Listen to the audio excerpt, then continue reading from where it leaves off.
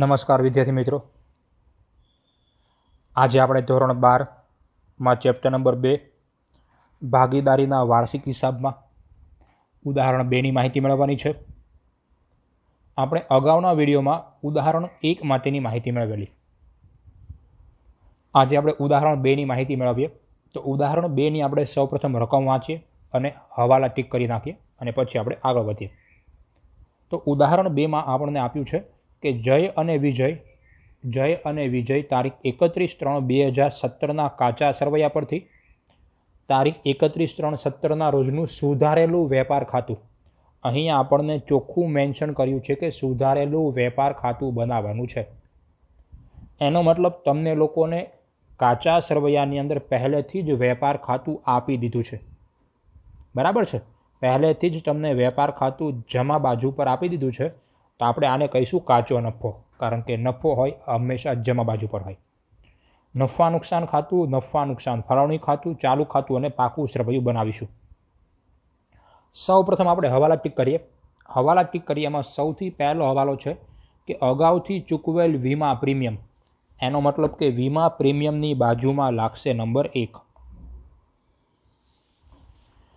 એના પછી કીધું છે કે જય 2000ની મૂળ કિંમતનો માલ તેના અંગત વપરાશ માટે ધંધામાંથી લઈ ગયા. અંગત વપરાશ માટે લઈ જવું એ વસ્તુને કહેવાય ઉપાડ. અને બીજો પોઈન્ટ કહેવાય અન્ય રીતે માલની જાવક. અને અન્ય રીતે માલની જાવક શું થાય? ખરીદીમાંથી માઇનસ. પરંતુ આપણને અહીં આગળ વેપાર ખાતું તૈયાર આપ્યું છે, તો તમને અન્ય રીતે માલની જાવક ખરીદીમાંથી માઇનસ તો થશે નહીં, એટલે વેપાર ખાતાની બાજુમાં આવશે નંબર 2. એના પછીનો પોઈન્ટ છે કે 28/3/2017 રોજ 4000ની કિંમતનો માલ ખરીદ્યો હતો, પરંતુ નામું ચોપડે લખાયું નથી. એનો મતલબ કે ખરીદી લખવાની ભૂલાઈ ગઈ. તો ફરીવાર તમારા વેપાર ખાતાને અસર કરશે. તો વેપાર ખાતાની બાજુમાં આવશે નંબર 3. અને બીજો પોઈન્ટ, ખરીદી વધે તો તમારા લેણદાર વધે. તો તમને લોકોને લેણદાર આપ્યા છે, તો લેણદારની બાજુમાં પણ આવશે નંબર 3. એના પછીનો હવાલો છે કે દેવાદારમાંથી 400 લેણું ડૂબત છે. ડૂબત છે મતલબ કે હવે પૈસા મળવાના નથી. એ વસ્તુને આપણે કહી શકાય ઘાલખાદ. શું છે? ઘાલખાદ છે. 5% ઘાલખાદ અનામતની જોગવાઈ કરો અને જોડે જોડે વટાવ અનામતની પણ જોગવાઈ કરો. એટલે તમને લોકોને દેવાદાર આપ્યા છે, તો દેવાદારની બાજુમાં આવશે નંબર 4. પાછું આપણને ઘાલખાદ અનામત આપી છે, તો ત્યાં પણ આવશે નંબર 4. આપણને ઘાલખાદ આપી છે, તો ત્યાં પણ આવશે નંબર 4. અને વટાવ અનામત આપ્યું છે, ત્યાં આવશે નંબર 5. બરાબર. એના પછી આપણે આગળ વધીએ તો લખ્યું છે પ્લાન્ટ યંત્ર અને ફર્નિચર પર ઘસારો ગણો. એટલે આપણે પ્લાન્ટ યંત્ર અને ફર્નિચર બંનેની બાજુમાં આવશે નંબર 6. આ હતા આપણા આઉટરના હવાલાની વાત. હવે છુપા હવાલા જોઈએ. તો છુપા હવાલામાં સૌથી પહેલું છે ભાડાપટ્ટો. અહીંયા તમે જોઈ શકો, તમને આપ્યું છે કે 31/3/2021 પૂરું થશે. એની આપણે ગણતરી કરીશું. તો સૌથી પહેલું તમારો છુપો હવાલો બનશે ભાડાપટ્ટાનું મકાન. અને બીજું થશે 1/10/2016 રોજ ભાગીદાર વિજય પાસેથી લીધેલી લોન. એનો મતલબ કે છે ભાગીદારની લોન. તો આ પણ તમારો થશે છુપો હવાલો. અને તમને બધાને ખબર જ છે કે ભાગીદારની લોન પર કંઈ ન કીધું હોય તો 6% વ્યાજ લાગે. બરાબર છે, એટલે આપણે 6% વ્યાજ ચૂકવવાનું બાકી રહેશે. અહીં આપણને ચાલુ ખાતું આપ્યું છે અને મૂડી ખાતું પણ આપ્યું છે. તો આપણને ચાલુ ખાતું આપ્યું છે, તો આપણે ડાયરેક્ટ ચાલુ ખાતું લખીશું ચાલુ ખાતામાં, જ્યારે મૂડી લખીશું સીધી મૂડી દેવા બાજુ પર. તો આપણે કરીએ દાખલાની શરૂઆત. તો દાખલાની અંદર સૌ પ્રથમ આપણે બાકી લાવવાથી શરૂઆત કરીએ. તો બાકી લાવવાની અંદર સૌથી પહેલાં આપણે તો વેપાર ખાતાની અંદર કાચો નફો લખી નાખીએ. આપણને જે કાચો નફો આપ્યો છે એ આપણને આપ્યો છે 30,900 રૂપિયા, જે તમે જોઈ શકો છો વેપાર ખાતામાં આખર સ્ટોકની નીચે આપ્યો છે. એના પછી બીજી આપણે બાકી ખેંચીશું ચાલુ ખાતાની. તો ચાલુ ખાતાની આપણે બાકી ખેંચીએ તો ચાલુ ખાતાની અંદર તમે જોઈ શકો બંને બાજુ પર બાકી આપી છે. આપણે સૌપ્રથમ ઉધાર બાજુની બાકી ખેંચીએ. 1/4/2016 બાકી આગળ લાવ્યા. વિજયમાં ઉધાર આપ્યું છે તો વિજયના ખાનામાં લખીશું 5000. જ્યારે જમા બાજુની વાત કરીએ તો 1/4/2016 બાકી આગળ લાવ્યા. જયમાં આપણને આપ્યું છે જમા બાજુ પર કિંમત આપી છે 20,000 રૂપિયા. ઓકે, એના પછી આપણે મૂડી ખાતાની બાકી ખેંચીએ તો મૂડી લખાશે ડાયરેક્ટ મૂડી દેવા બાજુ પર. આપણે ડાયરેક્ટ લખી દઈએ મૂડી જય અને વિજયની. બરાબર છે, જય અને વિજયની આપણે સીધી મૂડી લખીએ. જયની આપણને મૂડી આપી છે 80,000 અને વિજયની આપણને મૂડી આપી છે 60,000. એટલે બંનેનો ટોટલ કરીએ તો બંનેનો ટોટલ થશે 1,40,000. ઓકે, ઉપાડ તમને આપ્યો નથી. હવે આપણે કરીએ હવાલા નંબર 1થી શરૂઆત. હવાલા નંબર 1માં એવું કહે છે કે અગાઉથી ચૂકવેલ વીમા પ્રીમિયમ. હવે વીમા પ્રીમિયમ મતલબ કે આપણો ખર્ચો. બરાબર છે, એટલે ખર્ચો આપણને કાચા સરવૈયામાં ઉધાર બાજુ પર આપ્યો છે. આપણને આપ્યો છે ખર્ચો 1,000 રૂપિયા. તો આપણે પણ લખીએ નફા નુકસાન ખાતાની અંદર ઉધાર બાજુ પર વીમા પ્રીમિયમ. ટોટલ 1,000 રૂપિયા આપ્યું છે. અને પછી આપણને કીધું છે કે અગાઉથી ચૂકવેલ. હવે અગાઉથી ચૂકવેલ થશે માઇનસ.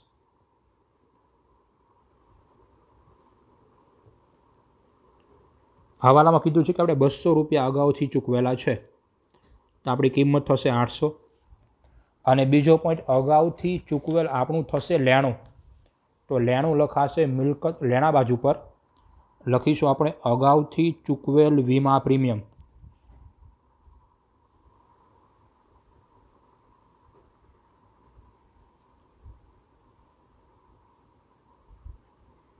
કિંમત આવશે અંદર 200 રૂપિયા.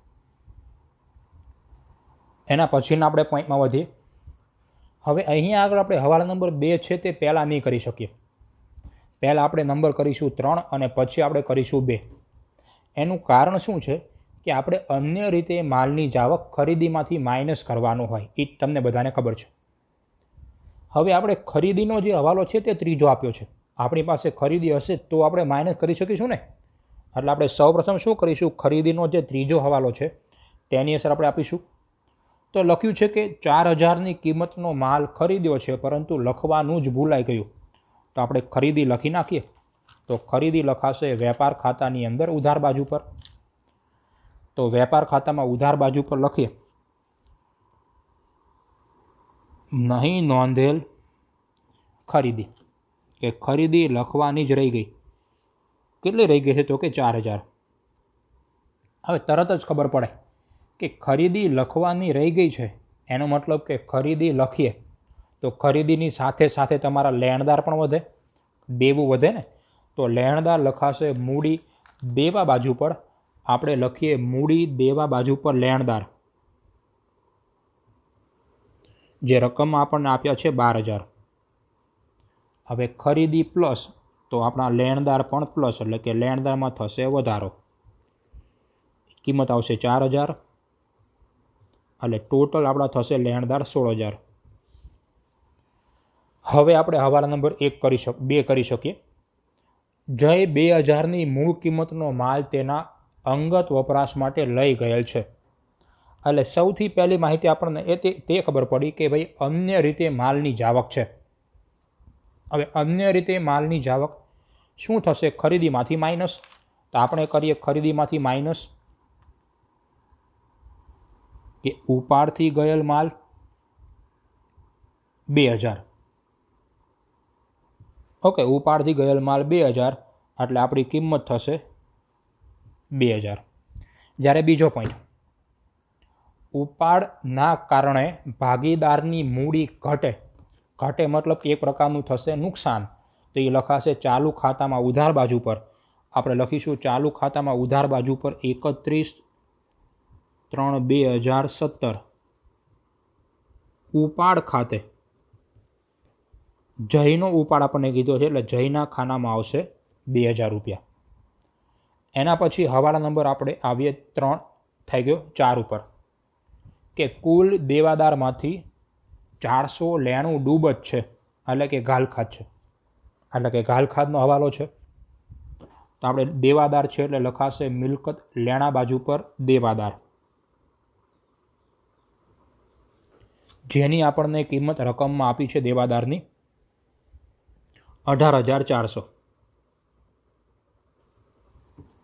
ઓકે, હવે આપણને એવું કીધું છે કે દેવાદારમાંથી 400 ઘાલખાદ અનામત ગણો. સોરી, ઘાલખાદ ગણી આપણે ડૂબેલું લેણું, એટલે આપણે સૌથી પહેલાં માઇનસ કરીશું ઘાલખાદ હવાલાની. 400 રૂપિયા માઇનસ કરીએ એટલે આપણી કિંમત થશે 18,000. અને પછી આપણને કીધું છે કે 5% ઘાલખાદ અનામત રાખો.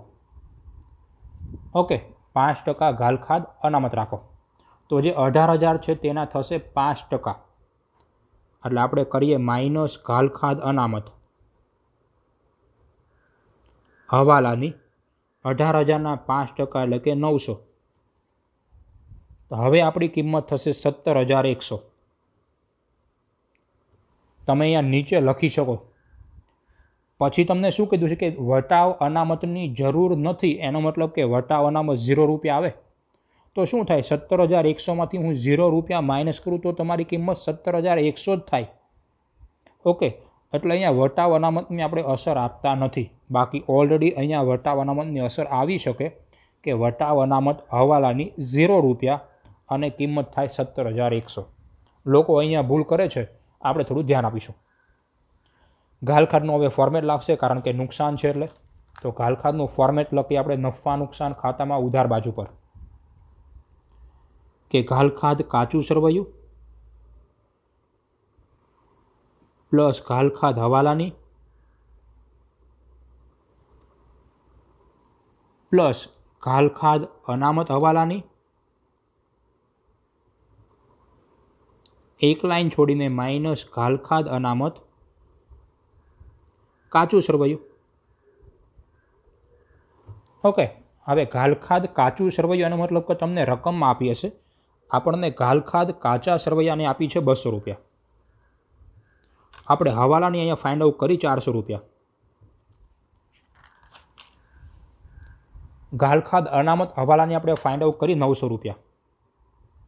એટલે ટોટલ થશે આ બધાનો 1500 રૂપિયા માઇનસ ઘાલખાદ અનામત કાચું સરવૈયું, જે આપણને રકમમાં આપ્યું છે 1000 રૂપિયા, એટલે આપણી કિંમત થશે 1500.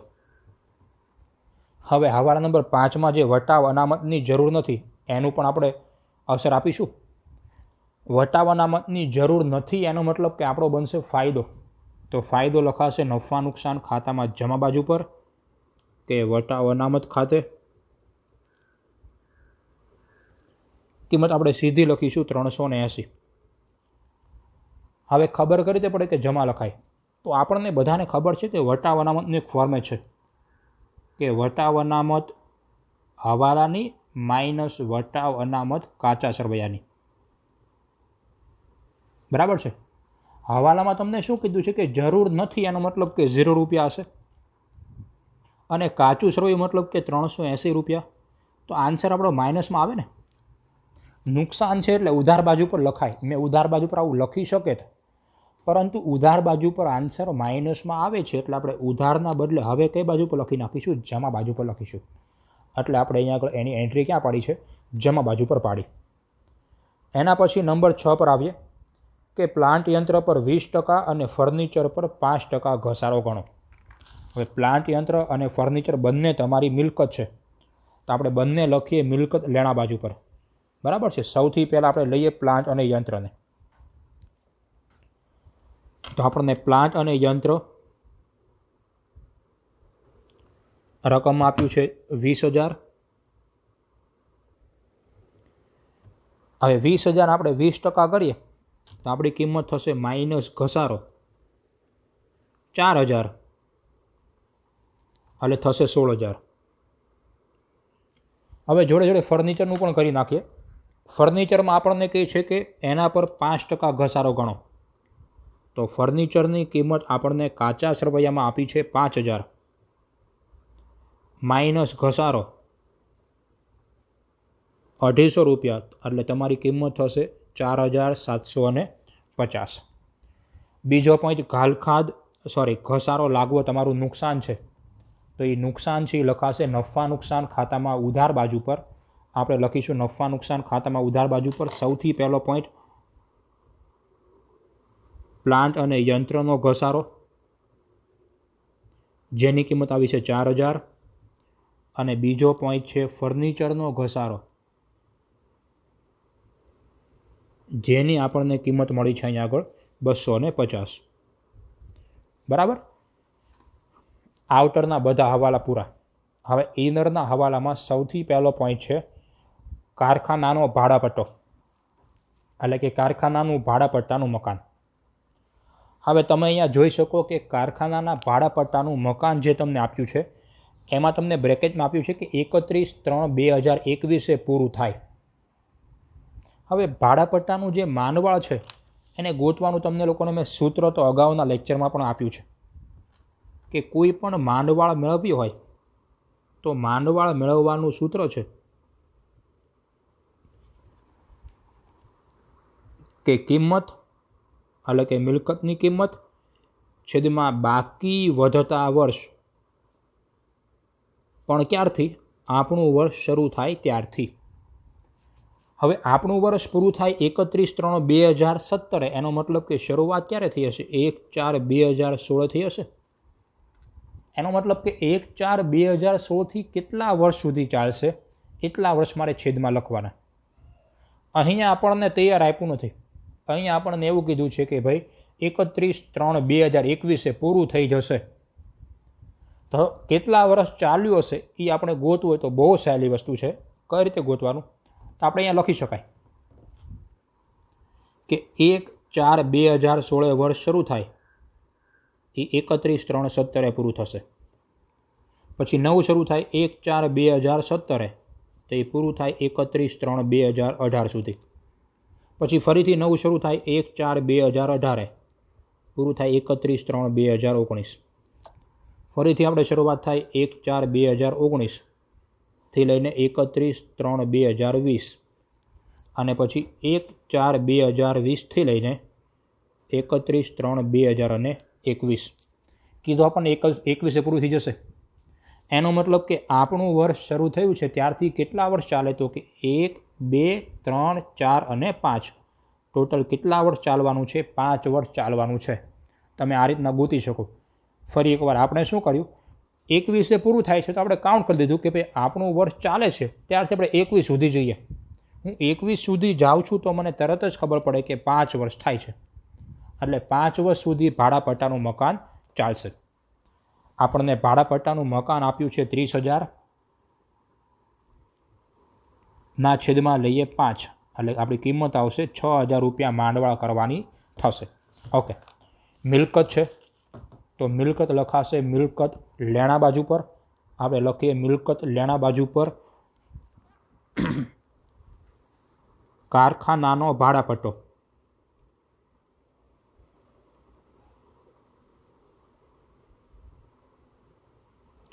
ટોટલ આપણને આપ્યો છે 30,000. એમાંથી આપણે માઇનસ કરીએ માંડવાળ, 6,000 રૂપિયા કિંમત ઘટાડી દઈએ તો હવે આપણી કિંમત થશે 24,000.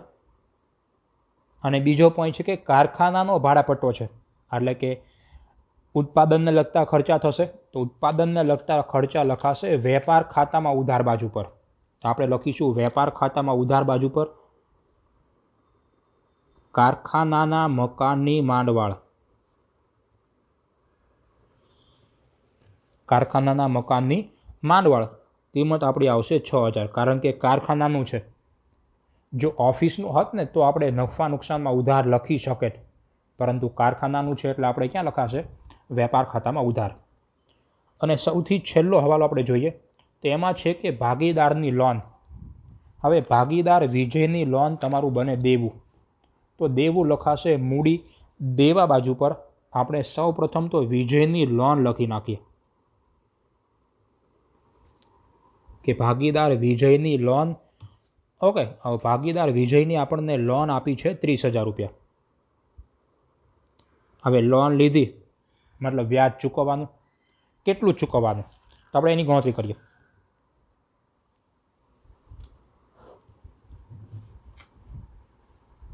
તો લોન પર વ્યાજની અંદર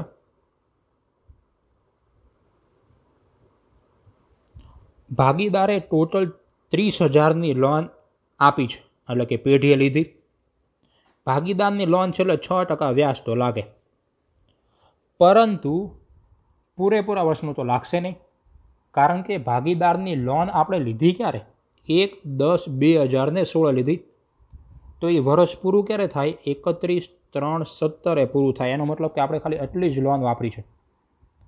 ઓકે, આપણે ખાલી લોન કેટલી વાપરી છે? તો કે 10, 11, 12, 1, 2 અને 3, ટોટલ 6 મહિના આપણે યુઝ કરી.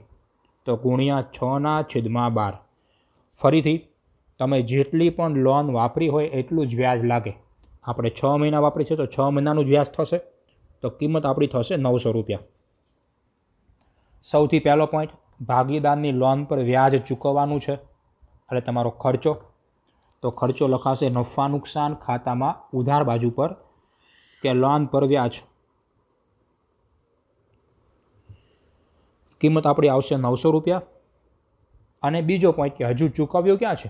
ચૂકવવાનું છે ને, એટલે ચૂકવવાનું બાકી છે, એટલે ચૂકવવાનું બાકી થશે આપણું દેવું. તો દેવું લખાશે મૂડી દેવા બાજુ પર, કે ભાઈ ચૂકવવાનું બાકી લોનનું વ્યાજ. આપણી કિંમત આવશે ત્યાં આગળ 900 રૂપિયા. ઓકે, તો હવે બધા હવાલા પૂરા થયા છે. હવે બાકીનું આપણે પોસ્ટિંગ કરવાનું વધે, એટલે કે જેટલી વસ્તુ બાકી છે તે આપણે લખવાની થાય. તો આપણે 1 by 1 જેટલી વસ્તુ બાકી રહી ગઈ છે તે લખી નાખીએ. ઉપરથી આપણે શરૂઆત કરીએ તો સૌથી પહેલો પોઈન્ટ છે મૂડી અને ચાલુ ખાતું આવી ગયું. આખર સ્ટોક. તો આખર સ્ટોક તમારી મિલકત છે. તો આખર સ્ટોક મિલકત છે એટલે લખાશે મિલકત લેણા બાજુ પર. આપણે લખીએ મિલકત લેણા બાજુ પર આખર સ્ટોક, જેની આપણને કિંમત આપી છે 27,300 રૂપિયા. એના પછીનો પોઈન્ટ છે વેપાર ખાતું આવી ગયું છે. પછી છે હાથ પર રોકડ. હાથ પર રોકડ એ પણ તમારી મિલકત છે, તો લખાશે મિલકત લેણા બાજુ પર જ. આપણે લખીશું મિલકત લેણા બાજુ પર હાથ પર રોકડ.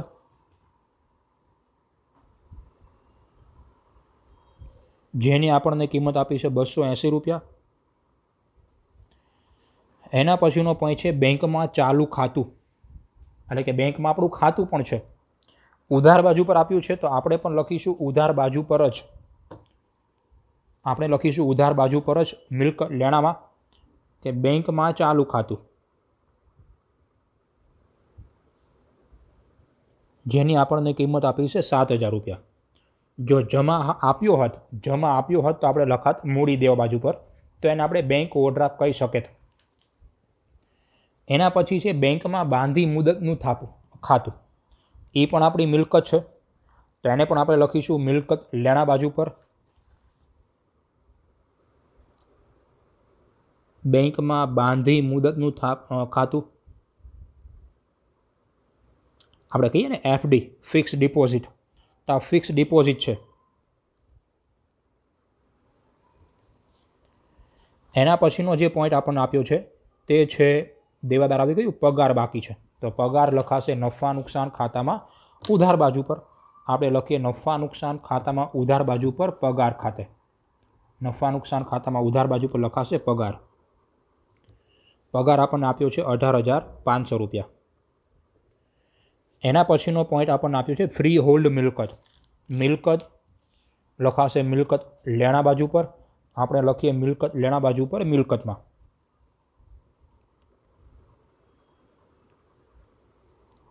ફ્રી હોલ્ડ મિલકત. અને આપણને મિલકતની જે કિંમત આપી છે તે છે 60,000. એના પછીનો પોઈન્ટ છે જે આપણને આપ્યો છે પ્રિન્ટિંગ અને સ્ટેશનરી. તો પ્રિન્ટિંગ અને સ્ટેશનરી લખાશે નફા નુકસાન ખાતામાં ઉધાર બાજુ પર, કારણ કે ખર્ચો છે.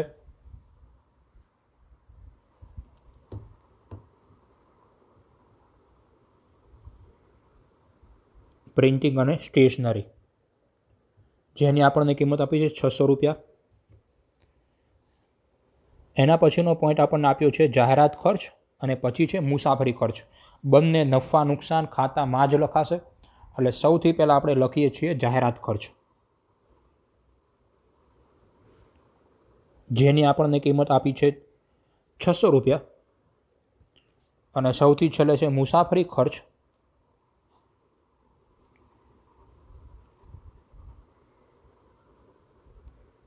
જેની આપણને કિંમત આપી છે 400 રૂપિયા. ઓકે, એટલે એકવાર આપણે જોઈ લઈએ કે કોઈ વસ્તુ બાકી રહેતી નથી ને, તો આપણે મતલબ મેક્સિમમ બધી જ વસ્તુનો સમાવેશ કરી લીધો છે, કોઈ વસ્તુ બાકી રહેતી નથી. ઓકે, હવે આપણે ખાતું બંધ કરીએ.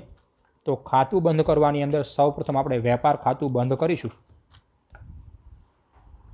તો વેપાર ખાતામાં તમે જોઈ શકો છો કે ઉધાર અને જમાના સરવાળાની અંદર તમને લોકોને ઓબ્વિયસલી જમા બાજુ પરનો જ સરવાળો મોટો દેખાય છે. તો આપણે જમા બાજુ પરનો સરવાળો નીચે લખીશું 30,900. એ જે સામે લાવીએ 30,900, એમાંથી ઉપરના બંને 8,000 માઇનસ કરીએ, ઉપરના બંને 8,000 માઇનસ કરીએ તો આપણને મળશે 22,900 રૂપિયા. આ વસ્તુને કહેવાશે સુધારેલો કાચો નફો. સુધારેલો છે કારણ કે આપણે શું કર્યું, પહેલાં ખોટો આપેલો ને, હવે સુધારેલો છે. સુધારેલો કાચો નફો લખીશું નફા નુકસાન ખાતે લઈ ગયા.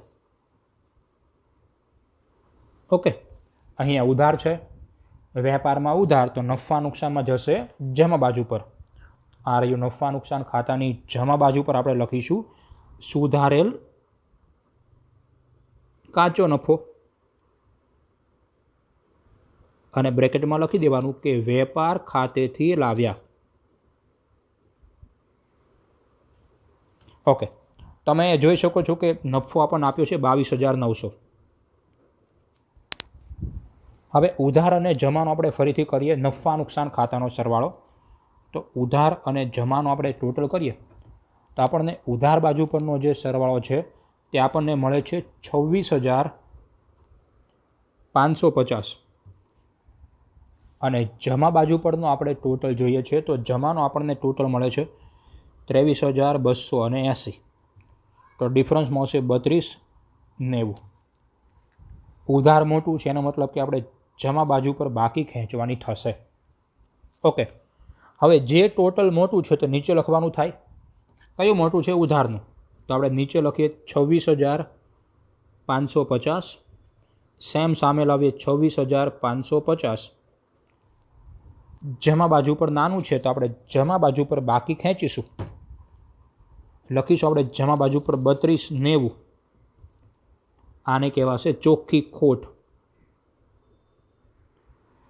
ચોખ્ખી ખોટ. અને લખાશે બ્રેકેટમાં નફા નુકસાન